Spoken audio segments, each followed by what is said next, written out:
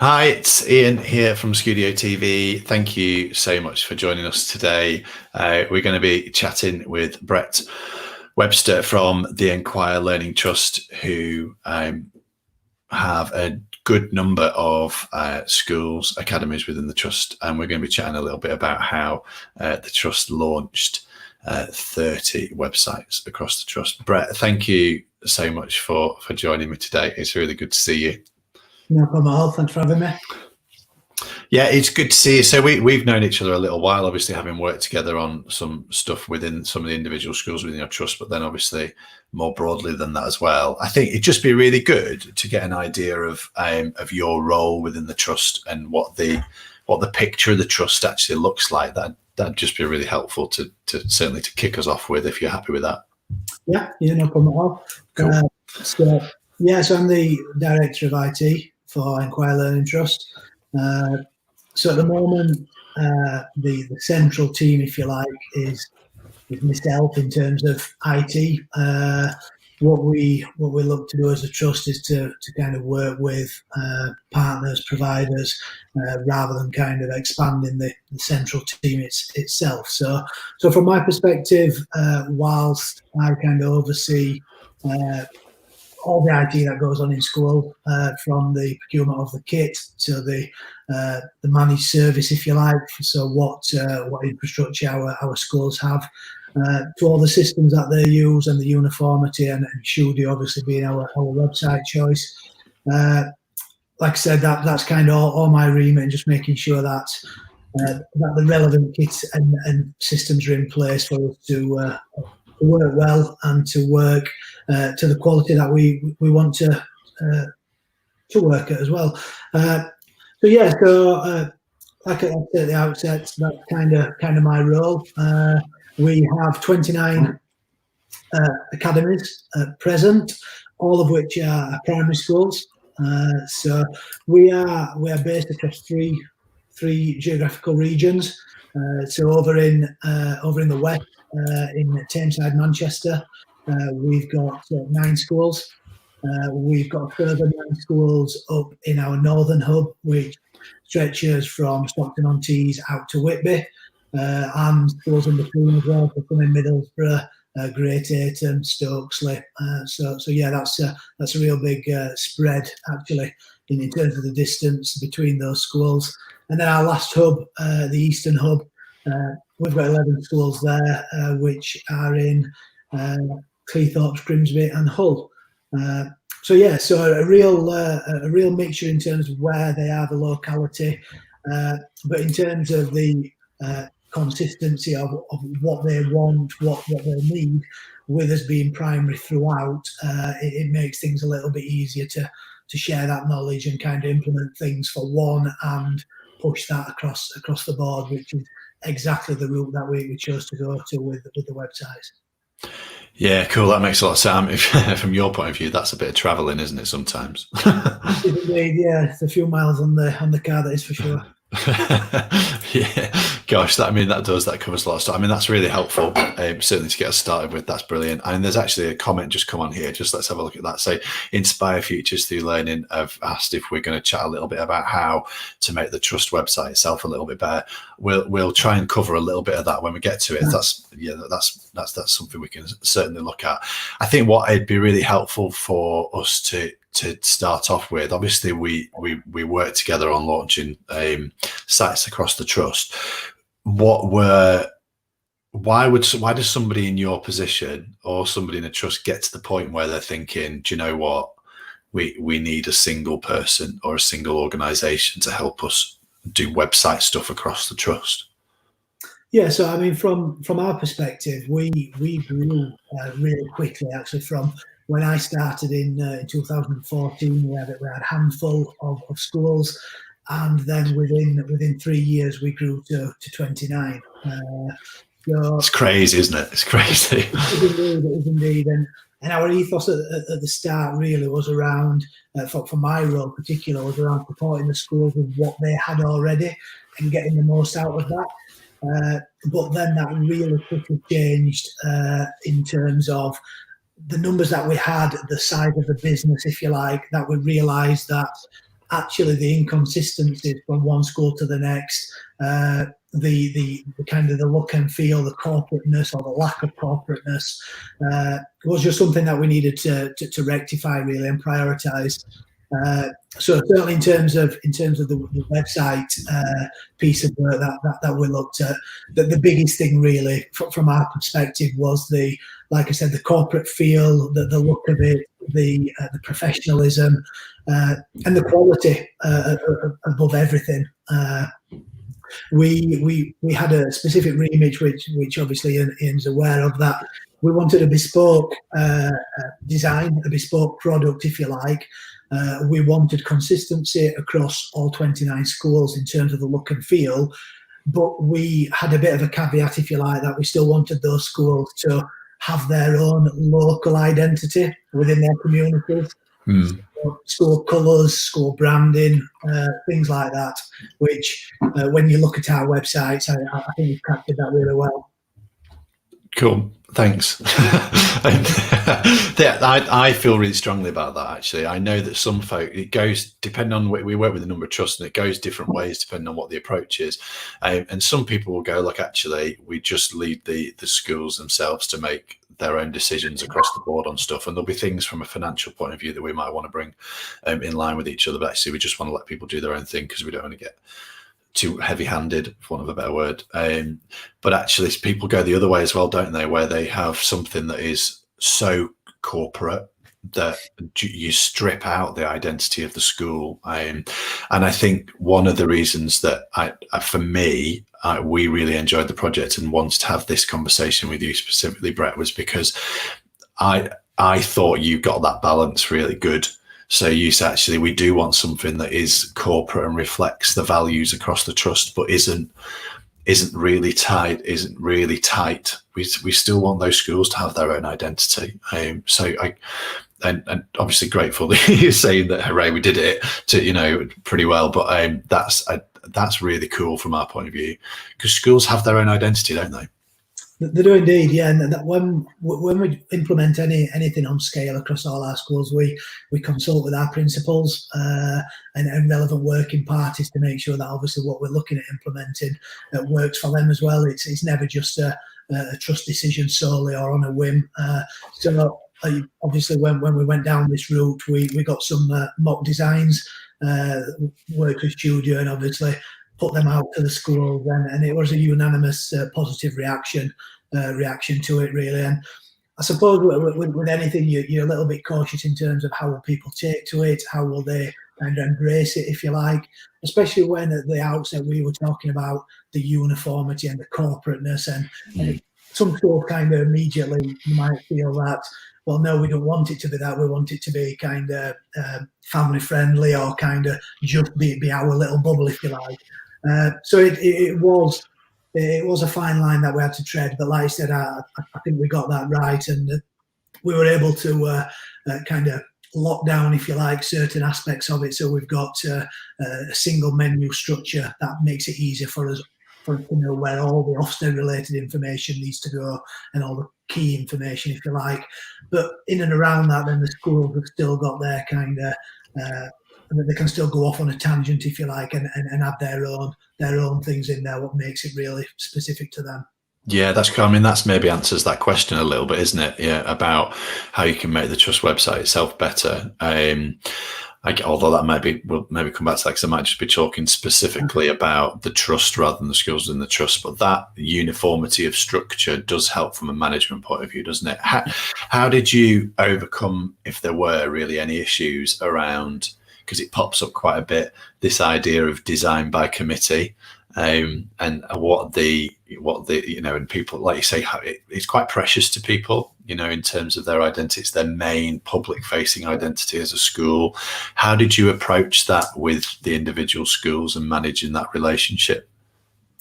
It was pretty straightforward, in all honesty. We like I said, we tend to hold half-termly consultation events where we invite the schools to kind of discuss our hot topics, if you like. So we introduced it really early. We laid all the options out there. We've done a full procurement exercise, if you like, in terms of what the different options were, what the look and feels of each provider would look like. And when we posted it to the schools, if you like, and posed the different options, those it were unanimous. In all honesty, we had 29 schools in the room, and unanimous is probably a push, but we had 29 schools in the room, and I would say that well over 20 were. Let's just go for Schudio. It does everything that we thought about. It's covered everything that we've asked it to. Because when we obviously went out for this procurement exercise, we spoke with different providers, and we gave each of them the same remit. This is what we're looking for. This is how we want it to tie together, and we got mock-ups from all of them, and it were those which we used to consult with our school. But yeah, in my eyes, I felt it was going to be something that was going to be really contentious and maybe kind of blow up in our face a little bit in terms of, I don't want that, I want this, I want that. But like I said, the feedback was really positive from the get-go, and it snowballed from them, really. It's really good, isn't it? And there's clearly something that you've fostered this community where that relationship's quite open and a safe place to have those kind of conversations, and people obviously trust you, within the trust we're making decent decisions on that, which is amazing, isn't it? Just to flip it slightly, because we've talked a little bit about that kind of the front end of stuff and how everything looks. From a back end point of view and a technical side of stuff, what are some of the things that were and are really important to you as a trust that kind of need covering off?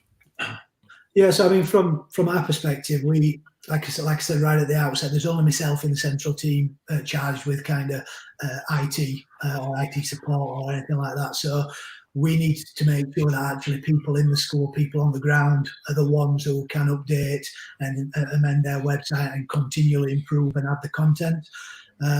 So one of the things when we looked at the procurement exercise, it was around the ease of use. It was around how they can transform it from one term to the next, and not have it static and not have it stagnant, and just continually evolve and develop it. So we worked with yourself and Schudio and China and some of the other teams around making sure we put on the relevant training as well. I think that was really key. With other providers, when we looked at moving our schools away from them, one of the feedback points was around, will we get training? We've not really had training from this provider, so we only know how to do X, Y, and Z. So one of the key things, like I said, was ensuring that we had a rigorous training plan as well, and we've got the right people involved at the right time. Yeah. No, it's really important, isn't it? It's really important. I'm just thinking then when you're talking about the training side of it, and obviously we are, if anybody watches this back afterwards, we're doing this whenever schools are still closed because of some pandemic or something.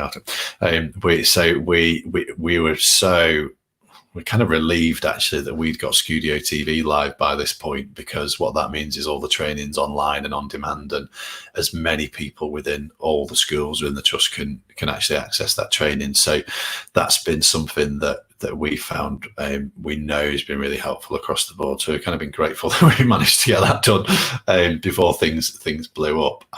If you were having a conversation with somebody from a trust, and again, we might get more questions pop up, but we're having a conversation with somebody from a trust who was looking to explore this kind of stuff as an option, what advice could you give them? Any kind of tips of how you might approach the whole thing? I suppose the biggest one is don't be scared to do it.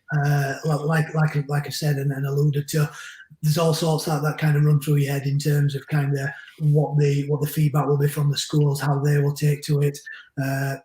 Schools kind of treat what they've got already as kind of their babies, if you like, and we've had this for so long, we love how it works, and sometimes there just needs to be that kind of that eye-opening experience, if you like, in terms of we know that it does that, but we can make it do all this as well. So certainly in terms of kind of the school's thoughts being the biggest barrier, don't let that hold you back, and at least have that conversation with them. Like I said, everybody will have different ways around kind of implementing such a project, but we found that it was key to involve the key stakeholders from the get-go. One of the biggest things that I'm sure not just schools but people in everyday life is they want to be able to be involved in a decision-making process. They don't want to be told this is happening and get on with it as such. So yeah, like I said, the biggest thing for us was just involving them and just having a clear plan. We outlined that from the start. We said the dates that we would be looking at doing things. We made sure that we had the content and existing access to the websites kind of transferred across, ready for these dates. And we just had clear timelines in place. And whilst we probably rushed the timelines, timescales, certainly from Schudio's eyes, in terms of we've got 3 or 4 weeks here to do 30 websites. I'm sure we could maybe think about that a little bit wiser in future, certainly from my perspective.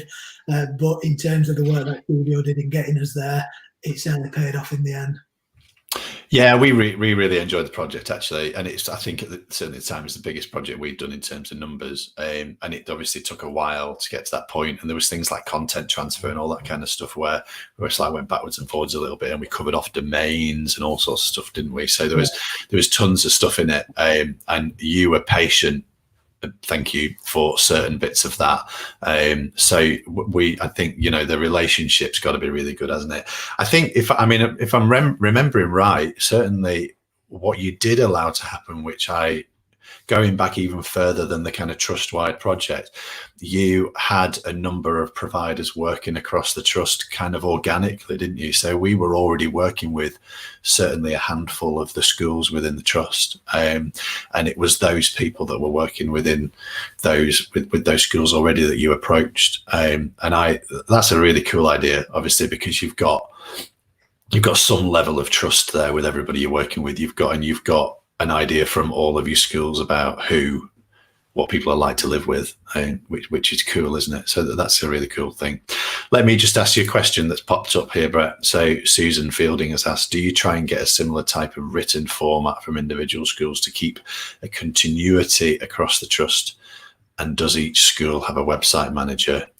So I think it's Sue. I think we know Sue, asking about the written format from individual schools.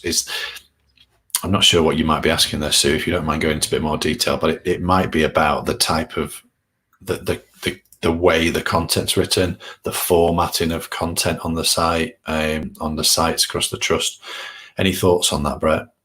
I mean, a couple of the things what we try to insist upon, if you like, is that all schools put news on their websites and also blog as well, or at least got to the point where introducing blogging, and it's still evolving and it's still growing.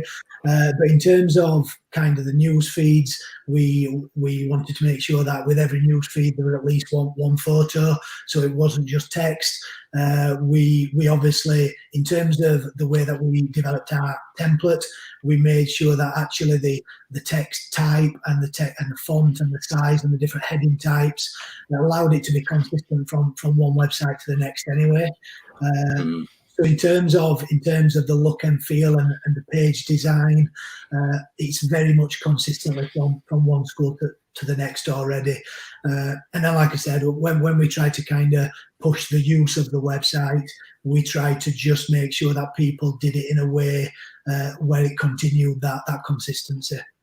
Yeah, that's really helpful, actually. I mean, we always say, when we're launching something, we'd hopefully do all the heavy lifting in terms of transferring content and Ofsted audits and everything. And then really your sites are all there just for you to celebrate all the amazing stuff that goes on in school day to day, and there's stuff about news in terms of things that you've got to say.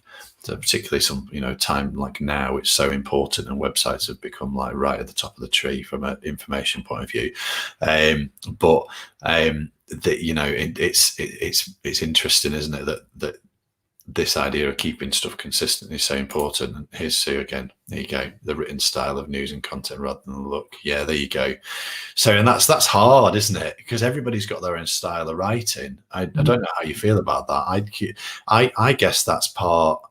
The trust site is got the trust identity in it. And I think maybe, see, I don't know what you think, Brett, the idea, the news and everything, yes, in terms of function, let's make sure it's got a photo and everything on it, but we want the school to have their own voice, I guess, do we?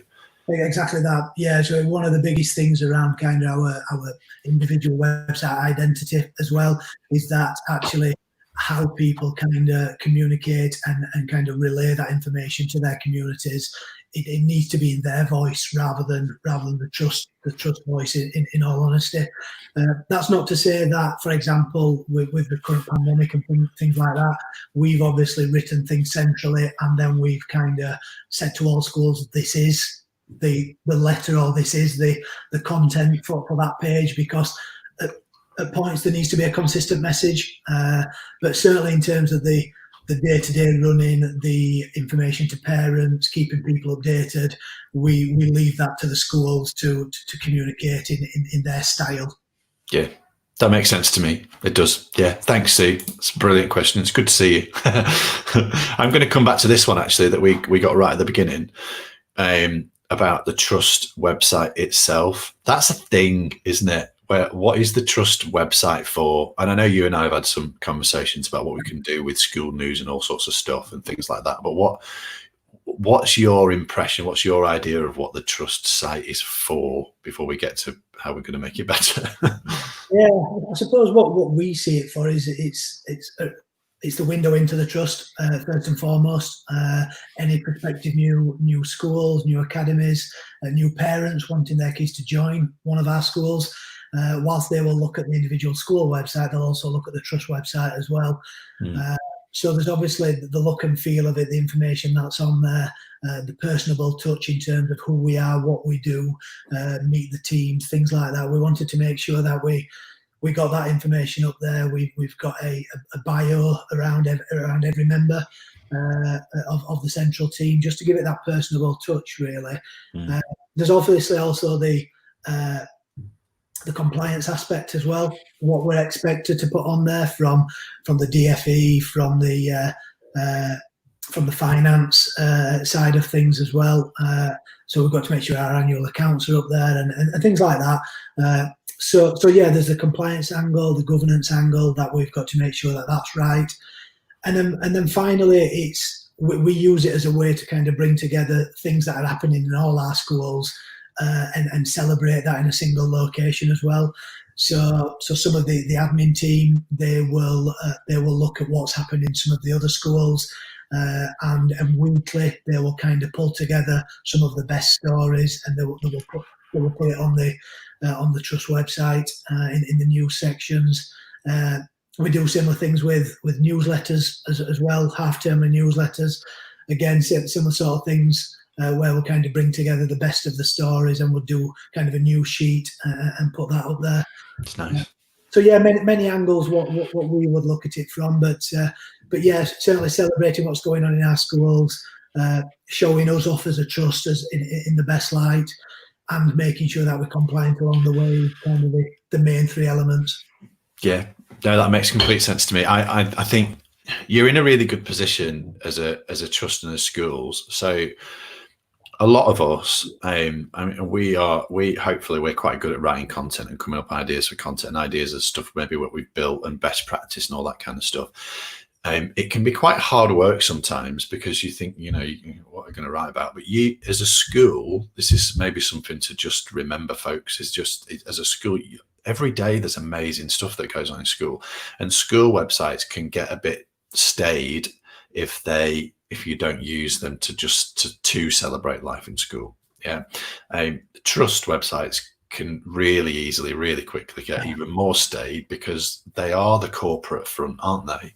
But I think, yeah, I agree completely. If you can put things like your news and stuff on there and actually sell up you as a trust, what an amazing thing to be doing anyway, publicly celebrating all the brilliant stuff that go on in your schools that you're supporting as a trust, is probably the best thing you do. And something else that you do really well, which is kind of outside, kind of call it in the periphery of your website, is what you do socially as well. So I think, Chief Exec posted something about very recently about what it's been brilliant to work with everybody in the schools while stuff's been really rough recently. So that kind of stuff is really important.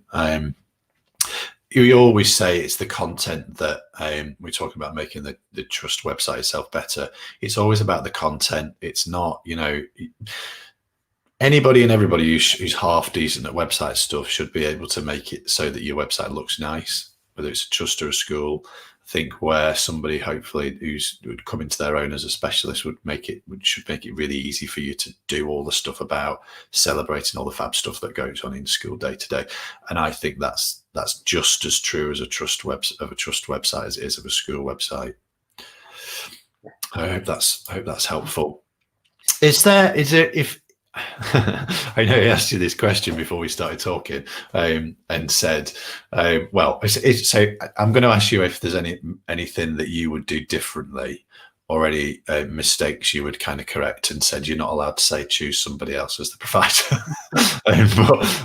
Yeah, you're definitely not allowed to do that. But I have buttons that can make all sorts of so don't do that. But yeah, is there anything that you would maybe tweak, or that you would definitely do very different as part of the process? I think I touched on one of the things earlier in terms of obviously the time scales that we look to implement this.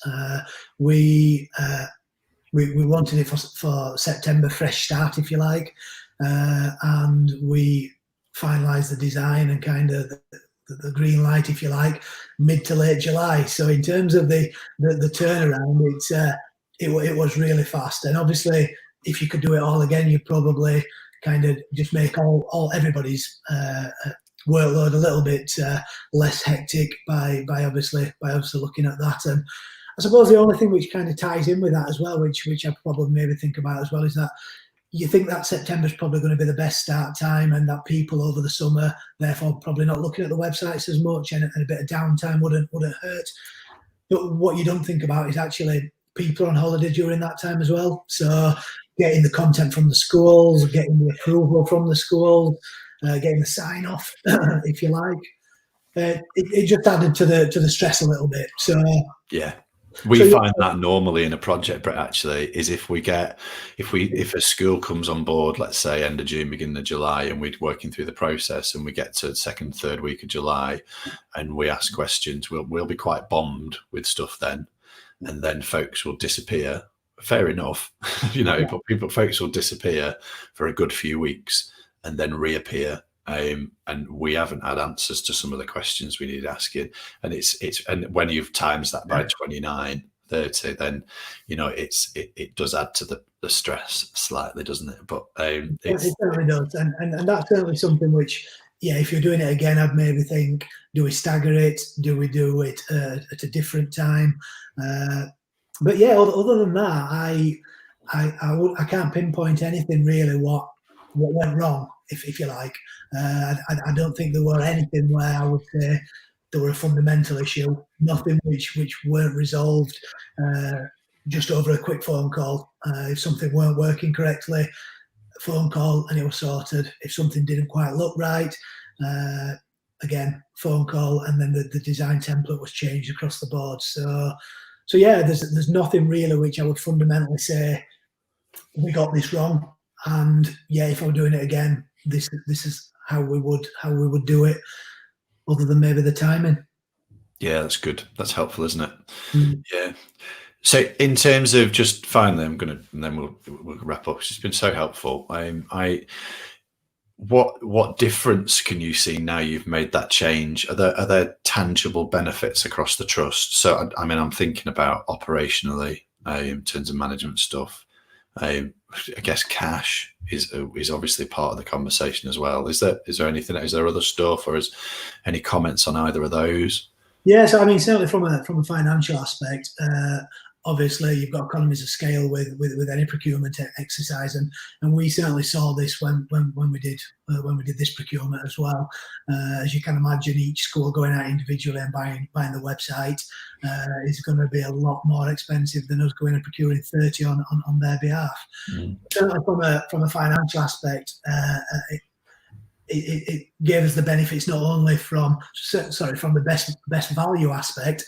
Not only did it give you the benefits from the finance side of things, but actually the scale that we could change things, the actual additional extras that we could wrap into it, the wraparound services. So we were able to add in other things as well, like the training, things like that, because usually people go out and procure something and then it's an afterthought. So what do I need to do to consistently update it? We were able to package that into a single plan, which still came in on budget. So certainly from best value and finance, that's certainly a big difference what we've seen. But from our perspective, there's obviously other things as well. The quality of the websites now, the consistency on look and feel, professionalism, corporateness, whatever words you want to describe for kind of how they look and how they come across, has been and was one of our biggest drivers. And we've been really pleased with how they look. And one of the things what I've not mentioned earlier in terms of what one of the reasons why we pushed this as well was what we do as a trust is any schools that are in the Ofsted window, if you like, myself and other members of the central team work closer with them to kind of make sure that everything's polished, if you like. And one of the things obviously that we look at is the website as well. And one of the biggest headaches for myself going into those schools to support them was, where do I find things? Where have you put this? Where have you put that? Having things done 10 or 12 different ways, because we may have had that many different providers. So from my perspective, like I said, going in there and saying, actually, we will have an important information menu item, which is consistent in every school. We know that when we look at the Ofsted guidance and the DFE guidance for what needs to be published, everything's in that one location. And from that perspective, it just made life so much easier when, like I said, supporting the schools and just making them final tweaks in readiness for any inspection. So that was one of the biggest drivers as well, and certainly one of the biggest differences what we've seen from a selfish point of view in terms of my workload. But I'm sure from the school's perspective as well, for them continually updating and changing the things, it just makes it easier to know where things are and when. We have some staff that kind of maybe work across multiple schools as well. So being able to go into different schools and just pick it up, teachers that blog from one school to the next. It's not a case of, well, how do I blog in that school compared with how do I blog in this school? You've got that consistency. Yeah, no, that's really cool, isn't it? That's really good. And you guys were the driver behind some of the features within the software as well, you know, like being able to share document groups so that you can drop policy content on multiple sites and all that kind of stuff. You know, you guys were the driver on some of those things as well. So that's amazing. Brett, thanks so much. I honestly can't thank you enough. That's been really helpful for certainly for me, just to get an idea of how you approached that. You know, a year or so ago now, isn't it? But also, I think that would be really helpful to get your perspective on how somebody who might be thinking about this would approach it at the moment. So, yeah, thanks so much for that. Is there any final thoughts on anything? You said all you need to say. No, I think I've covered everything. Like I said, one of the key things is just don't let the barriers put you off. There's always barriers in any process. Just believe in it really, and obviously working with somebody like Schudio and like Ian and his team is just adds to the benefits that you get from it as well. And we're really happy with the way things are. Brilliant. Thanks, Brett. Really appreciate it, honestly. Yeah, you guys are brilliant to work with. So, yeah, thank you so much. Thanks, everybody, for watching this. You know where we are if you've got any questions. I'll wrap up now. But, of course, if you are joining us on YouTube, please don't forget to subscribe. We're adding more content all the time. We're trying to do more and more live streams. So, hopefully that's going to be helpful. So, if you do hit the subscribe button somewhere underneath, you'll get notified when we're going to be doing some more stuff like that. So, yeah, thanks so much. But, Brett, thank you. Honestly, that was really great to chat to you, and I'm really grateful. And we'll catch up soon. Thanks, everybody. Thanks a lot.